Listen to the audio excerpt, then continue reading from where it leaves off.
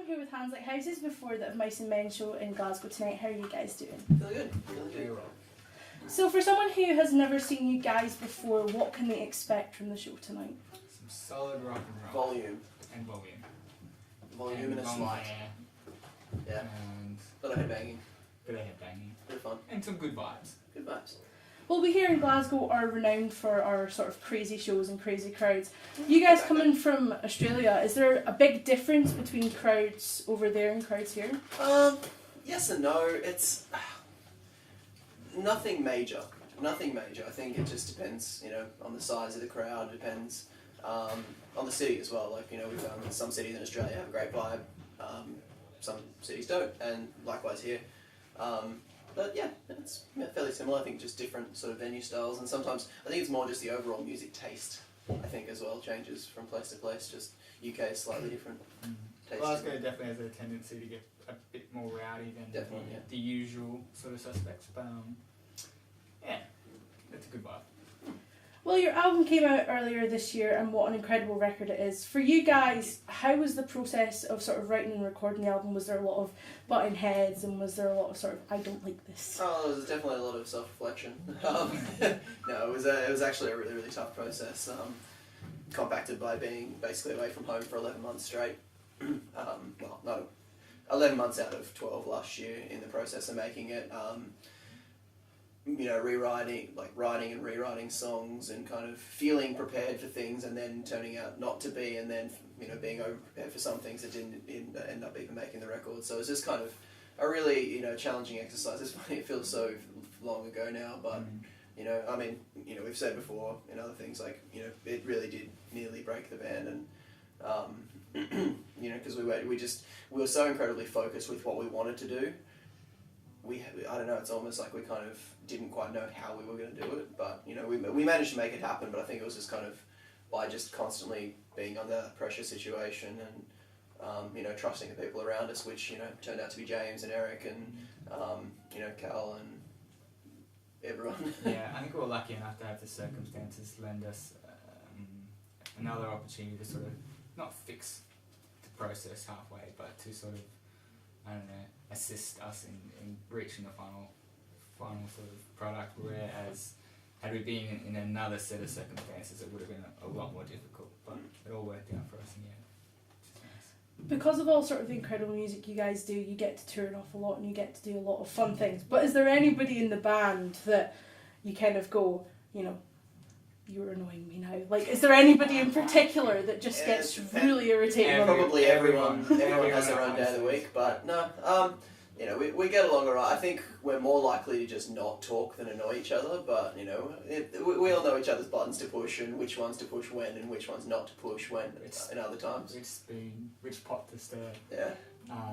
I think the biggest battle is always just when everyone's a bit hungry in the morning, haven't slept well, a bit hungry or a bit hungover. I was definitely a bit angry at Al this morning for deciding that we weren't going to go to Spoons for breakfast, so we'll go to services, and it took us 2.5 bloody hours to get to a services.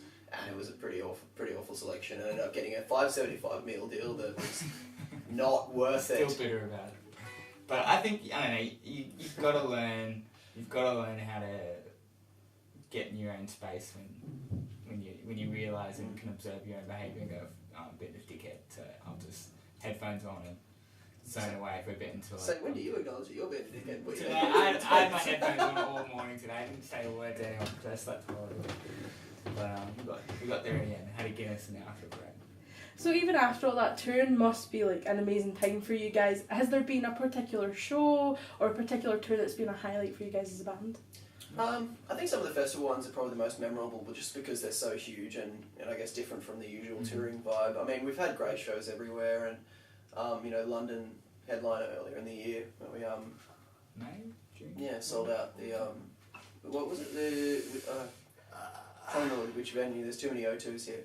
No, it was like the was it Academy 2 or Islington? That's the one. Yeah. Thanks, The voice is in my head and it's thinking loud. But yeah, sold that earlier in the year, so that was a special one. But yeah, I think Download and Rock on the Range that we got to do in the last 18 months were probably two big highlights for me. Yeah. We've done Warped Tour now twice, and those tours are just a lot of fun. School camp for adults. That goes for 2 months. That's good. So I always sort of finish up with a couple of sort of little fun questions just to make things a little bit more exciting. If you guys weren't in music, what would you do to what would you love to do for a career? Be a farmer. Alright. I don't know, that changes all the time. It's hard to imagine really, but maybe in some sort of like, I don't know, advertising or app development or media stuff. I don't know. I really don't know what I would be in. Too many twists and turns along the way, and all of them band related. So if you guys had 24 hours before the end of the world, what would you do? I don't know, probably hang out with my girlfriend. That's a really grim thing. That's a really grim thing to think about. Good times, I'd say. You'd have to go out and top, feeling pretty good, I reckon. And finally, one that I ask every band, because it always sometimes sparks a bit of controversy. If you could have one superpower or be one superhero, who or what would it be? Ant-Man. I like You've ants. thought about this, haven't you? I like ants a lot, and I feel like he didn't utilise his power as best as he could have. And I think there's a lot of potential there to be unlocked.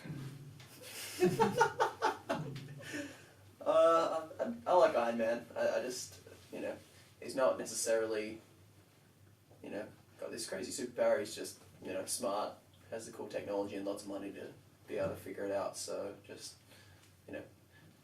he's able to just pursue what he wants to pursue, and that sounds like a lot of fun. Just to throw yourself what you really feel like throwing yourself at and get it done. I think they're the most sensible answers I've actually ever had for this question. And Ant-Man can also destroy Iron Man pretty easily by shrinking into his suit, but that's fine.